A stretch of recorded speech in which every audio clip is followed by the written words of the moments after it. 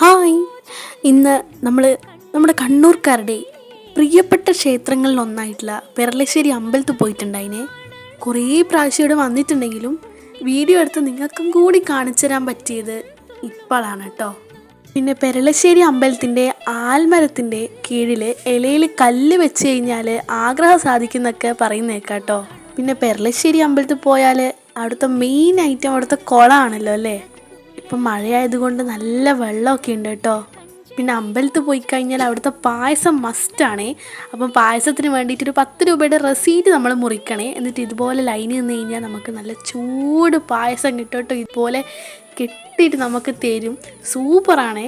ഇങ്ങനെ കഴിച്ചുകൊണ്ടിരിക്കുമ്പം എന്ത് രസമാണെന്നറിയോ. എൻ്റെ മുഖം കണ്ടാൽ നിങ്ങൾക്ക് മനസ്സിലാവും. പിന്നെ നമുക്ക് ചന്ദനം കിട്ടി കേട്ടോ. പിന്നെ പെരളശ്ശേരി അമ്പലത്തിൻ്റെ താഴെ തന്നെ നാരോത്ത് ശ്രീ മഹാവിഷ്ണു ക്ഷേത്രം ഉണ്ട് കേട്ടോ. അവിടെ പോയിട്ട് നമുക്ക് വേണ്ട വഴിപാടൊക്കെ കഴിച്ചിട്ട് നമുക്ക് നേരെ മഞ്ചാടി വരാൻ പോവാം. മഞ്ചാടി വാരുക എന്ന് പറഞ്ഞാൽ ഭയങ്കര രസമുള്ള പരിപാടിയാണ്. എന്ന് വെച്ചാൽ അവിടെ പോയി ഇതാണ് മെയിൻ മഞ്ചാടി വാരുക എന്ന് പറയുന്നത്. പിന്നെ നമ്മൾ പ്രസാദം കഴിക്കാൻ വേണ്ടിയിട്ട് പോയി. അപ്പോൾ ഇന്ന് അവിടെ നല്ല ചൂട് കഞ്ഞിയായിരുന്നു കേട്ടോ.